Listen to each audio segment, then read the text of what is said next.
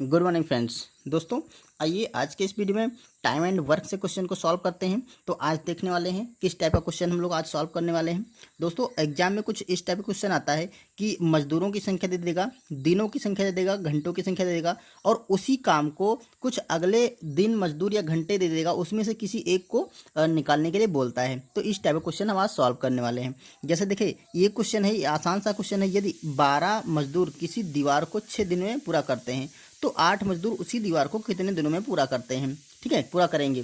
तो दोस्तों इसके लिए क्या है, देखिए एक फार्मूला आप याद रखिए, M1 मतलब काम एक ही होगा। देखिए यहाँ पर आपको लग रहा होगा कि 12 मजदूर किसी दीवार को 6 दिन में पूरा करते हैं, तो 8 मजदूर उसी दीवार को, मतलब काम वही होगा, बार बार वही। देखिए यहाँ पर दीवार आई है, अगले में कोई काम आएगा, अगले में कुछ जो भी आएगा तो वही चीज़ आएगी, जो ऊपर बोलेगा वो इधर बोलेगा। तो इसमें 2 पार्ट होते हैं। देखिए पहले पार्ट में जो W1 काम होता है, ठीक है, जो पहला काम होगा उसमें मजदूरों की संख्या दे देगी, मतलब आदमियों की संख्या, दिनों की संख्या दे देगा, ठीक है, और घंटों की संख्या देगा। अगर इसमें घंटे नहीं है तो घंटे नहीं देगा, ठीक है। तो यहाँ पर M1 D1 और H1 और नीचे होता है W, ये काम पहला है, ठीक है, मतलब एक तरफ वाला। और उसी काम को दोबारा कैसे है, 8 मजदूर उसी दीवार को, तो इसके लिए M2 D2 और H2 बटे W2। ये एक फार्मूला है जिसमें इस टाइप के जितने भी क्वेश्चन आते हैं उसमें इनमें से आसानी से इसे रख के निकाल सकते हैं। जैसे देखिए इस क्वेश्चन में कह रहा है मजदूर हैं और दिन है, तो यहाँ पर देखिए मजदूर मिल रहा है और दिन मिल रहा है, घंटे नहीं मिला, तो हमें घंटे से कोई मतलब नहीं है। काम एक वही काम है, ठीक है, वही काम है, तो हमें काम से भी कोई मतलब नहीं, क्योंकि दोनों तरफ वही काम है तो कट जाएगा आसानी से। इधर देखिए बोल रहा है 8 मजदूर उसी दीवार को कितने दिन में पूरा करेंगे, तो 8 मजदूर, यहाँ पे मजदूरों की संख्या दे रखी है और दीवार को बनाने मतलब काम तो वही है, ठीक है, दीवार को बनाने में कितने दिनों को पूछ रहा है। तो इसमें घंटे से हमारा मतलब नहीं, क्योंकि घंटे दे ही नहीं रखा है। जितना इसमें जो जो वैल्यू दे वो वैल्यू आप रख करके आसानी से निकाल सकते हैं, जो मान नहीं दे रखा होगा। अब देखिए जैसे इस क्वेश्चन में कह रहा था मजदूरों की संख्या, देखिए ये हो गई आपकी M1, ये मजदूर मतलब जब पहला वाला पहली दीवार वही दीवार है ना, पहले जो कंडीशन दे रखी है, तो 12 मजदूर हैं और दिनों की संख्या 6 है, तो ये है D1।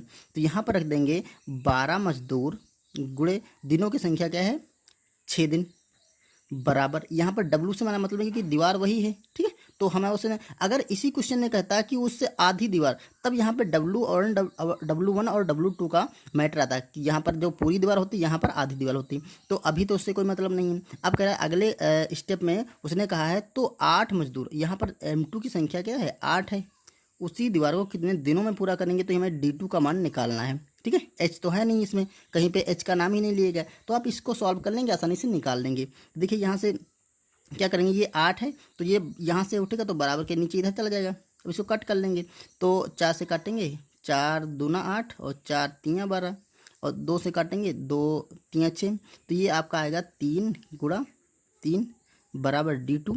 तो यहाँ से D2 बराबर क्या हो गया 3 तियाँ 9। तो ये दिनों की संख्या जो आएगी वो 9 दिन आ जाएंगे। जब अगर मजदूर कम होंगे, देखिए 12 मजदूर 6 दिन में कर रहे थे तो 8 मजदूर उसको 9 दिन में पूरा करेंगे, ठीक है। चलिए एक क्वेश्चन और करते हैं इसी टाइप का। यहाँ पर देखिए लिखा है 20 व्यक्ति प्रतिदिन 5 घंटे काम करके किसी कार्य को 10 दिन में पूरा करते हैं। यदि 25 व्यक्ति काम करें तो प्रतिदिन 10 घंटे काम करके कितने दिन में समाप्त करेंगे। अब यहाँ पर देखिए यहाँ पर वही काम है, काम वही, किसी कार्य को, जिस कार्य की यहाँ बात कर रहा है वही कार्य की यहाँ पे बात कर रहा है। यहाँ तक एक पहले कार्य के बारे में बताया गया है, फिर उसके आगे उसी कार्य के बारे में दूसरी कंडीशन दे रखी है। तो देखिए यहाँ पर 20 व्यक्ति प्रतिदिन 5 घंटे काम करके, देखो व्यक्तियों की संख्या यानी कि M1 की संख्या है आपकी 20, ठीक है, और देखिए M1 की 20 है और D1 की संख्या है 10 और H1 की संख्या है 5। क्लियर। अब देखो यहाँ पर नीचे M2 का शुरू हुआ है, तो M2 की संख्या है, मतलब मजदूरों की संख्या है 25, दिनों की संख्या है आपकी निकालना है, दिन की संख्या में निकालना है, तो D2 का मान हमें निकालना है और H2 का मान दे रखा है 10 घंटे, तो यहाँ पर 10 लिखेंगे। इसको उसी फार्मूले में मान सेट कर देंगे, हमारा आंसर आ जाएगा। तो देखिए कैसे सेट करते हैं, क्या होता है M1 D1 और H1 बटा W1। तो यहाँ पे W तो वही है, काम सेम है, तो W1 से हमारा कोई मतलब नहीं है। यहाँ पर क्या होता है M2 D2 और H2 बटा W2। अब इसी में रख देते हैं। तो देखो यहाँ पे मान रख रहे हैं हम, M1 का मतलब यहाँ पे 20 है, 20 गुणे D1 का मतलब यहाँ पे 10 है, और H1 का मतलब यहाँ पे 5 है। W से मतलब नहीं मारा क्योंकि W यहाँ पे सेम ही एक ही कार्य है। तो यहाँ पे M2 संख्या 25 है, गुणे D2 में निकालना है, गुणे H2 की संख्या 10 है।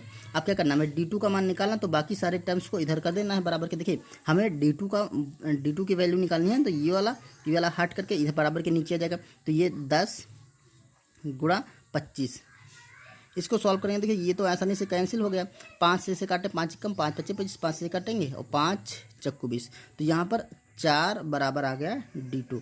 तो दिनों की संख्या क्या है, 4 है। अब आप अपने आप से भी समझ सकते हैं। देखिए 20 व्यक्ति जब 5 घंटे काम करते थे तो उसी कार्य को 10 दिन में कर रहे थे।